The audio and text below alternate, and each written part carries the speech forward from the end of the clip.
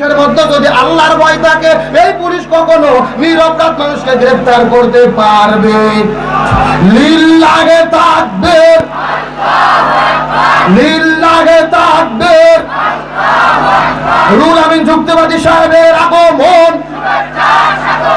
মাহফিলের পক্ষ থেকে, এলাকাবাসীর পক্ষ থেকে, যুব সমাজের পক্ষ থেকে লিল্লাহে তাকবীর।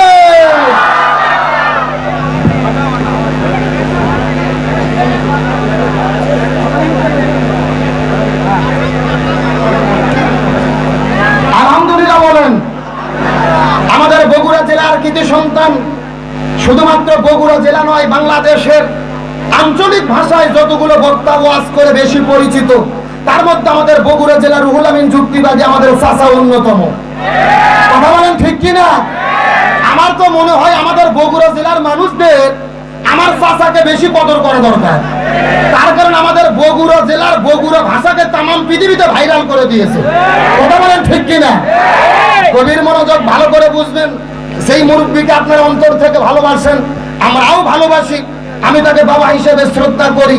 তিনিও আমাদেরকে যে গোলাম রব্বানী যুক্তিবাদী ভাই আছেন, আমি রয়েছি, বিশেষ করে বগুড়া জেলার যত বক্তা আমাদেরকে সন্তান হিসেবে তিনি স্নেহ করেন, ভালোবাসেন। বিশেষ করে আমাদের বগুড়া জেলার আমরা যত বক্তা রয়েছি, প্রত্যেকটা বক্তার এখন আমাদের মুরব্বী হলো দুইজন। যদি বলেন কয়জন? একটা হলো রুহুল আমিন যুক্তিবাদী, আর একটা হলো মুফতি বজলুর রশিদ মিয়া। কথা বলেন ঠিক কিনা? এই দুইজনের উপরে আমাদের আর কোনো মুরব্বী, এই দুইজন মানুষ আমাদের বগুড়া জেলার নিয়ামত, আমাদের অহংকার। আমরা দোয়া করি আমার চাচা রুহুল আমিন যুক্তিবাদী এবং মুফতি বজলুর রশিদ মিয়া দুইজনই গত মাসে আপনারা জানেন প্রচন্ড অসুস্থ হয়েছিল। একই সঙ্গে আমরা দোয়া করি আল্লাহ তাআলা আমাদের বগুড়া জেলার দুই রত্নকে আল্লাহ তাআলা আরো দীর্ঘ হায়াত দান করুক, বলেন আমিন। আল্লাহ তাদেরকে সুস্থতার সহিত কোরআনের হক কথা বলার তৌফিক দিক, বলেন আমিন। আমাদের মাতার তাজ হিসেবে, আমাদের আহবার হিসেবে আল্লাহ তাআলা আরো দীর্ঘদিন এই জমিনের মধ্যে তাদেরকে বাঁচিয়ে রাখুক, বলেন আমিন। যে যেখানে আসেন এখনই তিনি আলোচনা করবেন। আমি শেষ কথা বলে আপনাদের মধ্যে থেকে বিদায় নিয়ে চলে যাব। তাহলে চিৎকার করে বলেন, একমাত্র ভয় করতে হবে কাকে? আরো ধরে বলেন। এই রমজান আমাদেরকে আল্লাহর ভয়ের শিক্ষা দিল, কিন্তু এই রমজানের এত গুরুত্ব কেন? আল্লাহ বলেন শাহরু রমাদান আল্লাযী উনজিলা ফীহিল কুরআন হুদাল লিন-নাস ওয়া বাইয়িনাতিন মিনাল হুদা ওয়াল ফুরকান। আল্লাহ তাআলা বলতেছে রমজানের কোনো গুরুত্ব থাকতো না যদি রমজান মাসে কোরআন নাজিল না হতো। যারা বলেন কি নাজিল না হতো? তার মানে বোঝা গেল রমজানের সম্মান কিসের কারণে? সর্বশেষ কথা বলেন, কিসের কারণে? এখন এই কোরআনের সম্মান আমরা কিভাবে করব? কোরআনের হক হলো 4টা। জোরে বলেন কয়টা?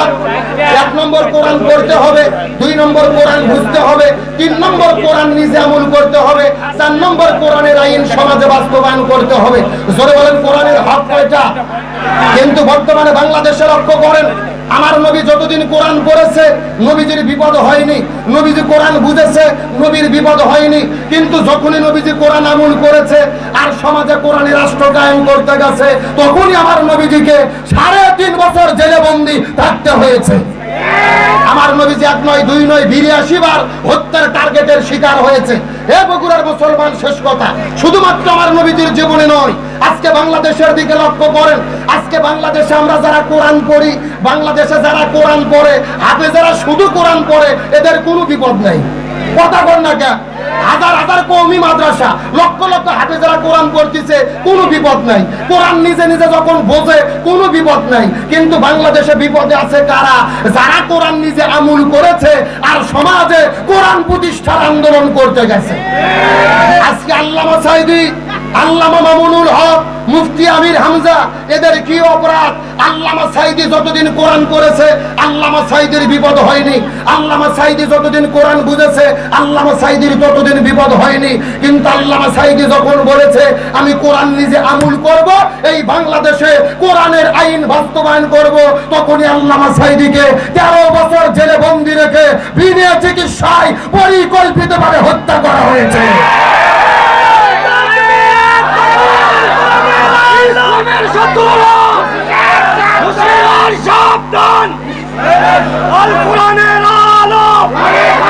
আমি শেষ কথা বলি, সময় কম, তার মানে বোঝা গেল কোরআন পড়লে বিপদ হয় না, কোরআন বুঝলে বিপদ হয় না, কোরআন আমল করতে গেলে বিপদ হয়, আর কোরআন প্রতিষ্ঠার আন্দোলন করতে গেলে বিপদ হয়। এ কথা কর না কেন? আজকে বাংলাদেশে যারা কোরআন পড়ার দলে এদের কোনো বিপদ নাই, যারা কোরআন বোঝার দলে এদের কোনো বিপদ নাই, যারাই বলতেছে কোরআনের আইন চাই, সৎ লোকের শাসন চাই, ও আই খাঁচার ভেতরে বন্দী। এখন আমি শেষ কথা বলতে চাই, বগুড়ার মুসলমান কোরআনের 4টে হক আদায় করতে গিয়ে আমাদের যদি জেলে যেতে হয় রাজি আছেন? আমাদের যদি সর্বাত্মক ত্যাগ স্বীকার করতে হয় রাজি আছেন? সুতরাং রমজান মাসে শপথ গ্রহণ করব, কোরআন পড়ব, কোরআন বুঝবো, কোরআন দিয়ে জীবন গড়ব, কোরআন পড়ব, কোরআন বুঝবো, কোরআনের আমল করব, এই সমাজে কোরআন প্রতিষ্ঠার আন্দোলন করব। কারা কারা রাজি আছেন দুটি হাত আল্লাহকে তুলে দেখা। লিল্লাহি তাকবীর। আল্লাহ তাআলা আজকের মাহফিলকে কবুল করুক, বলেন আমিন। বিশেষ করে আমাদের প্রিয় ভাই গোলাম রব্বানী যুক্তিবাদী ভাইয়ের জন্য দোয়া করব। আজকে যতগুলো আলেম এখানে এসেছেন তার সৌজন্যে আমার অত্যন্ত কাছের, আমার স্নেহভাজন, ভালোবাসার মানুষ আমার প্রিয় ভাই গোলাম রব্বানী যুক্তিবাদীর জন্য দোয়া করি। আপনাদের সন্তান, আপনাদের জামাই, তিনি আজকে শুধু বাংলাদেশ নয় তামাম পৃথিবীতে পরিচিত মুখ। আল্লাহ তাআলা গোলাম রব্বানী যুক্তিবাদী ভাইকে যেন আরো সম্মানিত করে, বলেন আমিন। এবং আমি আপনাদেরকে অনুরোধ করে বলবো, যেহেতু আপনাদের এখানে মাদ্রাসাটা রয়েছে, মাদ্রাসার দিকে নেক নজর রাখবেন, মাদ্রাসাতে ছাত্র দেবেন, মাদ্রাসার দিকে সুদৃষ্টি রাখবেন।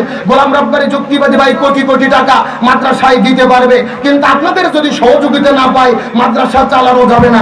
অনুরোধ করে বলবো, মাদ্রাসাকে মহব্বত করবেন। এখানে যেন মাদ্রাসা প্রতিষ্ঠিত হয়েছে, যত তিলাওয়াত হয় এলাকার মধ্যে রহমত নাজিল করে কে?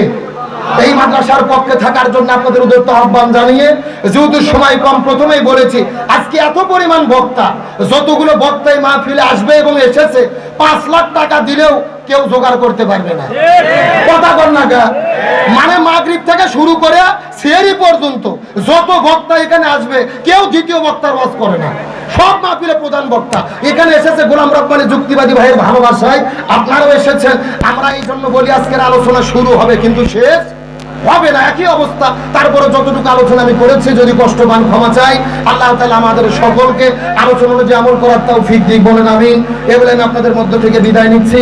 আসসালামু আলাইকুম ওয়া রাহমাতুল্লাহি ওয়া বারাকাতুহু।